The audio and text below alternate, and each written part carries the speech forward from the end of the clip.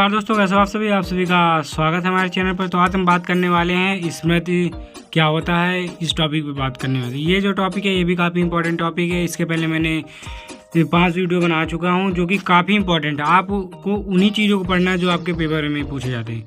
तो दोस्तों आप सभी हमारे यूट्यूब चैनल को सब्सक्राइब कर लीजिए, जिससे आपको मोस्ट इम्पॉर्टेंट टॉपिक के बारे में हम वीडियो बना रहे हैं, आपको कंटिन्यू वीडियो मिलते रहे। तो चलिए स्टार्ट करते हैं। सबसे पहले हम बात करते हैं स्मृति क्या होगी। देखिए, स्मृति की अगर बात करते हैं तो स्मृति होती क्या है।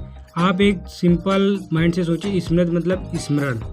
स्मरण क्या चीज़ होती है? याद करने की चीज़। स्मृति क्या होगा? आपको याद, लर्न, आपको याददाश्त के बारे में बात करने वाले हैं। तो स्मृति क्या होती है? स्मृति को स्मरण भी कहा जाता है। स्मरण का अर्थ होता है याद करना। इसका सर्वप्रथम जो इतिहास में जो सबसे पहले इसका आविष्कार जो हुआ था, वो जो एक वैज्ञानिक थे, मनोवैज्ञानिक ए.बी. हंस मनोवैज्ञानिक थे। उन्होंने अपनी जो पुस्तक थी ऑन मेमोरी, कौन सी पुस्तक थी उनकी? On memory. ये एक नंबर में पूछा जा सकता है। स्मृति के जो अध्ययन करने वाले सर्वप्रथम वैज्ञानिक थे, मनोवैज्ञानिक, उनकी कौन सी पुस्तक थी? तो कौन सी पुस्तक थी? On memory. ये जो पुस्तक थी, इन्होंने इसमें पढ़ के बताया था कि स्मृति जो होती है प्रत्येक जीवन का एक महत्वपूर्ण अंग होती है। मतलब उन्होंने बताया था कि जीवन को बनाने के लिए एक महत्वपूर्ण स्थान है स्मृति को। अब बात करेंगे स्मृति के संबंधित कुछ मनोवैज्ञानिकों ने परिभाषा दी थी। सबसे पहले आपको स्मृति की जो परिभाषा मैंने बताया याद हो गई होगी कि स्मृति जो थी याद करने का, स्मृति कहा जाता है, स्मृति को स्मरण कहा जाता है। स्मृति का सर्वप्रथम अध्ययन ए.बी. हंस नामक वैज्ञानिक ने की थी। उन्होंने अपनी पुस्तक ऑन मेमोरी के द्वारा की थी। उन्होंने बताया था कि ये स्मृति प्रत्येक जीवन को बनाने के लिए महत्वपूर्ण स्थान है। अब वुडवर्थ ने क्या कहा था? वुडवर्थ के अनुसार कहते हैं कि मतलब पहली सीखी जा चुकी, आपने जो पहले कुछ सीखा है उसको पास्ट, मतलब जो आपने पास्ट में सीखा है उसको जब याद किया, मतलब उसको याद करना है। स्मरण क्या होना? याद करना ही आपका स्मृति कहलाता है, अर्थात सीखी हुई बातों का सीधा उपयोग। इसका अर्थ आप समझ चुके हैं कि मतलब सीखी गई बातों का स्मरण करना ही स्मृति कहलाता है, और सीखी गई जो बातें होती हैं इनका सीधा उपयोग ही होता है स्मृति। अब बात करेंगे स्मृति के प्रकार क्या होते हैं। देखिए, स्मृति के जो प्रकार होते हैं मुख्यतः 3 प्रकार होते हैं स्मृति के प्रकार। याद स्मरण के जो प्रकार हैं उसे कितने होते हैं? संवेदी स्मृति क्या होती है? संवेदी स्मृति ये होती है जैसे आप कुछ चीज़ सामने, मतलब प्रत्यक्ष रूप से आप देख रहे हैं। जैसे आप कोई चीज़ प्रत्यक्ष रूप से देख रहे हैं तो वो जो होती है वो क्या थी? संवेदी जो होती है उसको कहते हैं। अब संवेदी जो होती है ये कम पूछी जाती है, सबसे ज़्यादा लघुकालीन दी गई, इसको बोलते हैं शॉर्ट टर्म मेमोरी, SHRT, ये full form short term memory. तो शॉर्ट टर्म मेमोरी होती है लघु है। लघुकालीन मतलब ये होता है कि जैसे आपने कुछ चीज़ें पढ़ी वो आपको कुछ देर तक याद है। क्या हुआ? कुछ दिन, 1-2 दिन, सप्ताह भर याद है, तो क्या हुआ? ये लघुकालीन, मतलब एक छोटे लंबे समय तक नहीं, एक लघु, एक छोटे समय तक याद की गई जो याददाश्त होती है आपकी, वो लघुकालीन में आती है।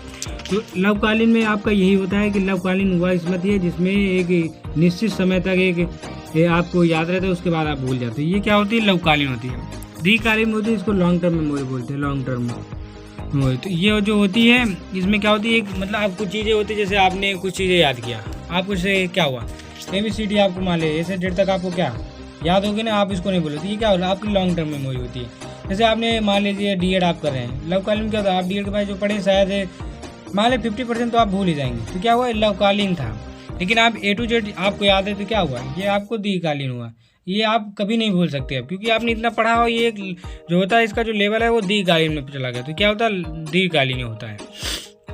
तो आप लोगों ने अभी तक हमारे यूट्यूब चैनल को सब्सक्राइब नहीं किया तो सब्सक्राइब कर लो, और साथ में टेलीग्राम से जुड़ जाओ। इसका PDF वहीं आपको शेयर कर दिया जाएगा। अब बात करते हैं स्मृति के अंग कौन कौन से। स्मृति के अंग कौन कौन से? अधिगम।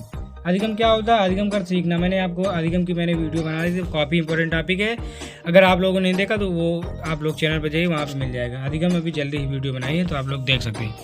अधिगम का अर्थ होता है सीखना। धारण क्या होता है? किसी चीज़ को आप धारण, मतलब मैंने आपको एक रूल बताया कि आप डेली 15 मिनट की जो वीडियो देखिए उसको देखो, और एक बार जो PDF देता हूँ उसको रिवाइज करो। तो आप मैंने रूल बताया, आप अगर इस रूल पर चलते हो तो ये आपने उसको धारण किया। पुनः स्मरण क्या होता है? अब आप एक अच्छे लड़के हो तो क्या करते हो? तो जैसे मैंने बताया कि आप 15 मिनट की वीडियो देखोगे, PDF को रिवाइज करो। लेकिन आप एक अच्छे लड़के हो तो क्या किए? दोबारा फिर 2-3 दिन बाद आपने फिर ये वीडियो को दोबारा फिर देख दिया, और फिर से इसका, तो क्या हुआ? पुनः स्मरण। तो एक आप अच्छे लड़के हो, तो ये हुआ पुनः स्मरण। आप बात कर ले वाले पहचान। पहचान क्या होती है? जैसे आपने पढ़ा उस चीज़ को आप पलट रहे कापी, हाँ इसको पढ़ा था। ये पहचान, आप लोगों की पहचान, आपने इसको कभी देखा था पहले, तो ये क्या होती है पहचान। तो ये भी स्मृति के अंग होते हैं। स्मृति के अंग कौन कौन से होते हैं? अधिगम, धारण, पुनः स्मरण और पहचान, ये 4 होते हैं। तो इनको आप टॉपिक वाइज लिख भी सकते हैं। अब बात करेंगे स्मृति के लक्षण। स्मृति को क्या और बोलते हैं? स्मरण बोलते हैं। क्या स्मरण बोलते हैं। इसके लक्षणों की बात करते हैं तो लक्षण देखिए, नंबर 1 क्या होते हैं? एक अच्छी स्मृति द्वारा, मतलब एक अच्छी स्मृति, एक अच्छी याददाश्त के द्वारा मनुष्य बहुत कुछ चीज़ों को सीखता है। और अच्छी जो आपकी याददाश्त होगी उससे आपको क्या होगा? अच्छा आपका आचरण होगा। और जो स्मरण शक्ति होती है ये ही शीघ्र पुनः स्मरण होता है। मतलब जो अच्छी स्मृति होती है वही व्यक्ति जो होता है, वही बालक पुनः स्मरण चीज़ों को अपने कर लेता है। और चौथा नंबर क्या होता है? एक अच्छी, मतलब यहाँ पे देखिए गलत लिख गया है, स्मृति होगा। स्मृति की पहचान होती है किसी भी समस्या का समाधान व्यक्ति ढूंढ लेता है। तो आप लोग ये जो गलत थोड़ा बहुत लिख जाता है तो आप इसको अपने हिसाब से देख लिया करो, क्योंकि टाइपिंग के टाइम गलत हो जाता है, इतना ध्यान नहीं दे पाता हूँ। तो एक अच्छी स्मृति की पहचान होती है कि आपके सामने कोई दिक्कत आ गई तो आपको क्या, अगर आपका स्मृति अच्छी नहीं, आपको याद है मैं इसके क्या निर्णय लूँ तो ये सही होगा, तो आपके लिए समस्या हो सकती है। लेकिन आप उस समस्या का समाधान अगर ढूंढ लेते तो एक आप अच्छे स्मृति की पहचान माने जाते हैं। 5वां क्या होता है? मतलब एक ही अच्छी स्मृति की विशेषता है। मतलब एक अच्छी स्मृति की विशेषता ये होती है कि व्यक्ति अनावश्यक बातों को मतलब वो, जैसे आपको क्या होता है, कुछ चीज़ें आपको गलत, आप एक मानव जीवन में रहते हैं, एक समाज में रहते हैं, तो आपको हमेशा अच्छी चीज़ें नहीं देखने सुनने को मिलेगी। आपको कुछ गलत चीज़ हो तो आपको क्या होता है, उसको भूल जाते हैं, उसको आप नेगलेक्ट कर देते हो, इग्नोर कर देते हो। तो क्या होती है? ये स्मृति की अच्छी विशेषता होती है। अगर आप लोगों ने अभी तक टेलीग्राम चैनल से नहीं ज्वाइन किया तो उसको ज्वाइन कर लो फटाफट, वहाँ से आपको ये PDF वगैरह मिल जाया करेगी। आप बात करनी है सेकेंड टॉपिक है जो प्रत्यक्षीकरण। क्या है प्रत्यक्षीकरण? तो प्रत्यक्षीकरण क्या होता है? प्रत्यक्षीकरण से आप प्रत्यक्ष मतलब क्या होता है आप समझिए। प्रत्यक्ष मतलब क्या होता है? तो प्रत्यक्ष का जो अर्थ होता है उसका एक सामने, जैसे आपको मुझे प्रत्यक्ष रूप से दिखाई देता है, तो प्रत्यक्ष मतलब क्या हुआ? मतलब सामने, आपको प्रेजेंट टाइम। तो इसकी परिभाषा क्या होगी? ये प्रत्यक्षीकरण जो होता है एक मानसिक प्रक्रिया होती है। क्या है? मानसिक प्रक्रिया। कोई बालक जब कोई आवाज़, जैसे आप एग्जाम्पल ले लो, एक बालक है, एक घर में आपका छोटा बच्चा है, आपकी क्या हुआ, जैसे आपके मामा जी आते हैं तो वो मामा जी को पहली बार देखता है तो नहीं जान पाता है, लेकिन मामा जी फिर 2 महीने या 3 महीने में आते हैं तो उसको कुछ डाउट होगा कि ये कुछ दिन पहले मेरे घर आए थे, तो तब भी थोड़ा बहुत जानेगा। लेकिन जब तीसरी चौथी बार आएगा तो उसे पता चल कि हाँ ये मामा ही हैं। तो इसी से मतलब क्या हुआ? अब आप सेकंड एग्जाम्पल लेके देख लो। जैसे आपको क्या होता है, आपके घर में कोई बाइक है, मान लीजिए, अच्छे बच्चे होते हैं वो जान जाते हैं, बाइक है, उसके आप रोज हॉर्न सुनते हो, आ रहे गाड़ी चल गया, तो आपको क्या अंदाजा होता है हाँ ये मेरी ही बाइक है। अब जैसे आपको क्या हुआ, सर्वप्रथम जो बच्चा होगा वो ट्रेन की आवाज़ क्या था, वो ट्रेन की आवाज़ तो कभी सुना नहीं थी। जब वो ट्रेन की आवाज़ एक बार सुनेगा, हाँ आप बताएंगे, मम्मी उसकी बताया कि बच्चा ये ट्रेन की आवाज़ है। उसके बाद क्या होगा कि फिर वो कभी गया तो मम्मी बोली, मम्मी आपने इसको क्या बताया था? मम्मी बोली ट्रेन बताया था। मैंने क्या बताया था? ट्रेन बताया था। फिर लेकिन वो जब तीसरी बार गया तो बच्चे मतलब वो कई बार जब पुनः रिपीट होती कोई बात चीज़ तो वो क्या होता है उसको याद हो जाता है। तो उसने क्या कहा कि हाँ मम्मी ये ट्रेन की आवाज़ है। अब वो घर पे भी रहेगा आवाज़ है, हाँ मम्मी ट्रेन की आवाज़ है। तो इसका मतलब क्या हुआ?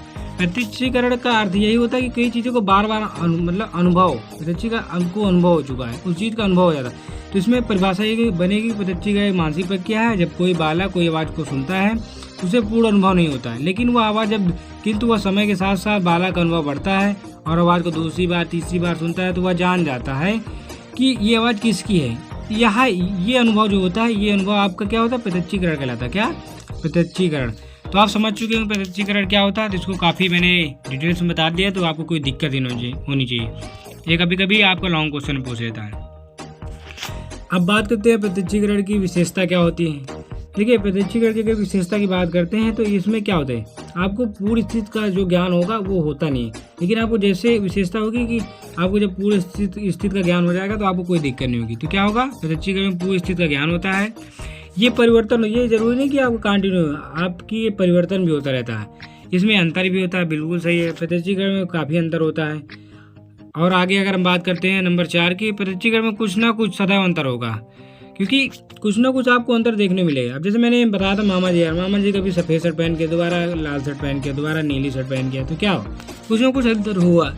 और यह एक मानसिक प्रक्रिया, तो सिंपल बात है कि ये मानसिक प्रक्रिया और यह व्यक्तिगत प्रक्रिया, यह एक व्यक्ति के लिए व्यक्तिगत भी प्रक्रिया मानी जा सकती है। तो आपने प्रत्यक्षीकरण भी पढ़ लिया, इसमें भी पढ़ लिया। इसमें जो है आपका पूछा जाएगा, काफ़ी इंपॉर्टेंट टॉपिक है। ये दोनों क्वेश्चन है ये आपके 4-4 नंबर पूछे जाते हैं। कितने 4-4 नंबर। तो आपने इसके पहले भी काफ़ी चीज़ें पढ़ चुके हैं। विकासात्मक क्षमता पढ़े, फिर अधिगम पढ़े, अधिगम क्या होती है, फिर डिसलेक्सिया पढ़े फिर दिव्यांग बच्चों को पढ़ाने की विधि जो होती है।